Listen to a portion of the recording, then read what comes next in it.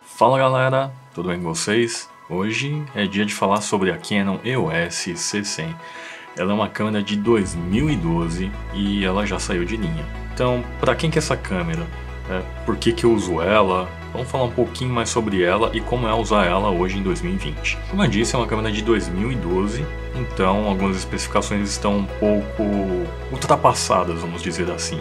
A primeira coisa que precisam saber é que ela não filma em 4K. Então se você realmente precisa gravar em 4K e exportar em 4K, muito provavelmente ela não vai te atender. É uma câmera um pouco grande, ainda mais com o top handle, mas na mão lembra muito uma DSLR. Aliás, ela pesa por volta de 1 kg, que é mais ou menos o peso aí de uma 5D e uma 7D.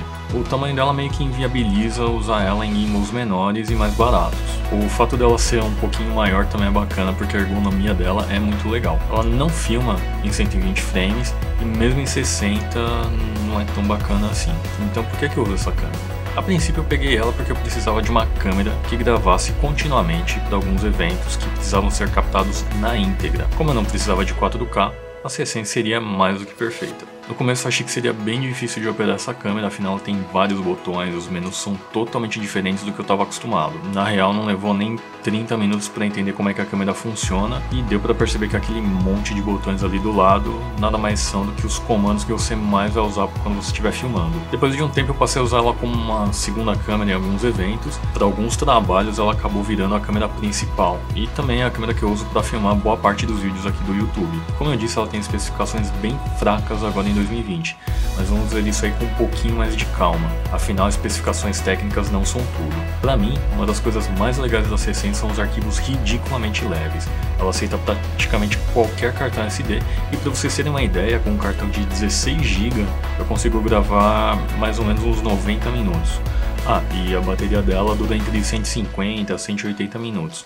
Então com duas baterias provavelmente você consegue passar o dia inteiro filmando tranquilamente. E ao contrário das câmeras fotográficas, ela não tem um tempo limite de gravação. Ela tem 2 slots para cartão SD, então você pode gravar os dois em redundância como cópia, ou relay, então quando um cartão encher, ela vai começar a gravar no próximo cartão, que pode ser útil se você precisa gravar por um longo período de tempo. Agora vamos falar um pouquinho do sensor dela. É o mesmo sensor da C300 e da C500. Ele é um sensor 4K, mas no caso da C100 ela já faz um downscale para 1080 e com isso eu tenho um arquivo muito mais leve e uma imagem bem mais nítida. Como ela filma em 8 bits 4:2.0, não tem muita margem para errar, então não dá para abusar muito das correções na pós, nem nada do tipo. Ela tem uma saída HDMI sem compressão que te permite gravar com 8 bits 4:2.2, mas geralmente eu só uso essa saída aí para ligar um gravador externo, uma vez que o LCD dele não é articulado e ele também não é tão bom assim. Ela tem um viewfinder eletrônico que é bem ruim. Para compensar o viewfinder, ela tem umas ferramentas bem legais, além do focus picking, o zebra e o waveform para te ajudar no controle de exposição.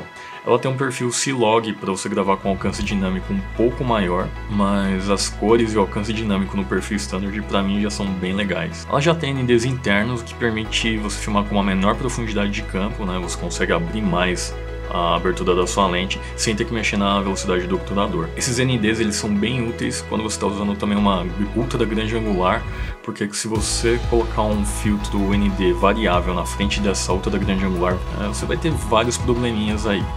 Então esses filtros internos ajudam muito. E lógico também que filmar com a abertura máxima em algumas lentes é bem interessante. Afinal você vai conseguir um desfoque bem bacana no fundo sem ter que mexer na velocidade do obturador. O ISO dela vai de 320 a 20.000.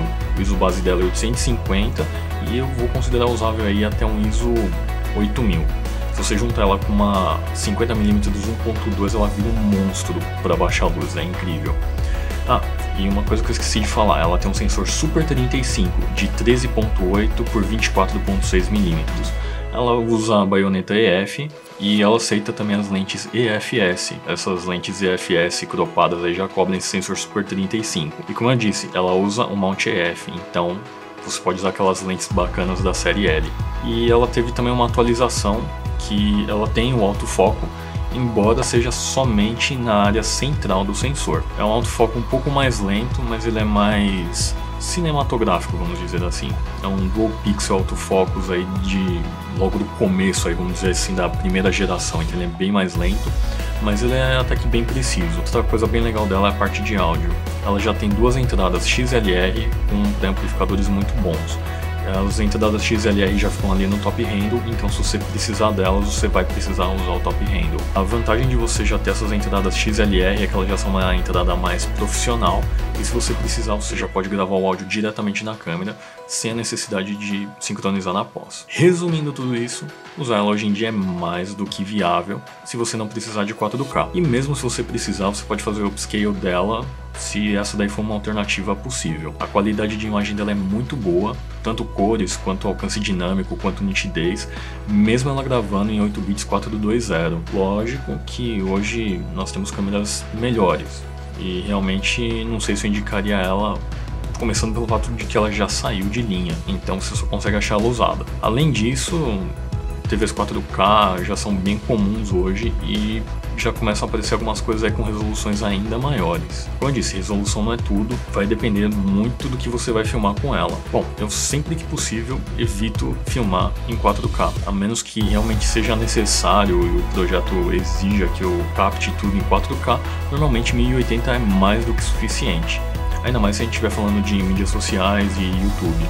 As especificações técnicas não são tudo isso, e esse vídeo foi quase que inteiramente gravado com ela e uma 16-35mm 2.8 versão 3. Uma outra coisa que vale ser dita é que a ergonomia dela é muito bacana. Como ela é uma câmera um pouquinho mais pesada, isso aí te permite usar ela na mão perfeitamente. Inclusive, quanto mais pesada é a câmera, menos ela vai tremer, porque a inércia vai ser maior, então ela não vai tremer tanto quanto uma câmera pequena, como é o caso da M5. Usar M5 na mão ou mesmo no celular, você vai ver que qualquer pequeno movimento que você faz, ele já aparece na imagem. Eu sempre insisto que especificações técnicas não são tudo, porque afinal hoje eu acho que praticamente qualquer câmera que a gente tem aí já vai ser o suficiente para você entregar alguma coisa boa. Eu acho que a parte de iluminação vai contar muito mais do que a câmera. Essa câmera é simplesmente fantástica, as cores ajudam bastante, o alcance dinâmico dela é bem legal. Hoje eu acho que ela ainda é uma câmera bacana, se você conseguir achar uma dessas usada num preço bom, eu acho que vale sim a pena, mas tenha em mente que ela é uma câmera de cinema, ela foi feita para filmar, ela não faz foto, ela não fotografa, ela não é uma câmera híbrida como é o caso da M5 ou da EOS R. Ela já começa a ser uma câmera mais específica para serviços mais focados somente em vídeo. Lógico que o fato dela gravar continuamente é bem bacana, isso aí te permite alguns trampos que normalmente não seriam viáveis. Agora tem uma Sony, a Sony Alpha 6600, que eu acho que ela também permite você gravar continuamente, né? Isso é bem legal. A minha preocupação com o caso da Sony é ela superaquecer, porque no caso das câmeras de cinema, geralmente elas têm um cooler interno que permite refrigerar o sensor e o circuito, então ela não vai superaquecer, que é muito bacana.